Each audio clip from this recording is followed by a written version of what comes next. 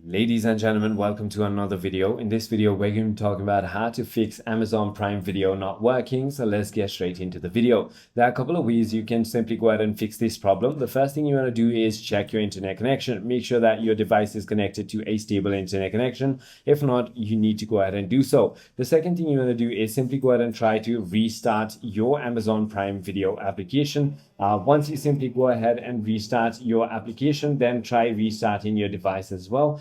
Also check if there are any updates available for the Prime Video application, and if there is, simply go ahead and click on the update button. You can also go to the storage settings and then simply go ahead and clear cache of the application, or if that is not the case, you might need to simply go ahead and head into Down Detector and check for Amazon Prime Video server status. If that doesn't work, you might need to simply go ahead and sign out and sign back into your account. Also check that your date and time is set to automatic date and time, because if it's not, then it might cause some issues. If none of it works, simply try uninstalling and reinstalling your application.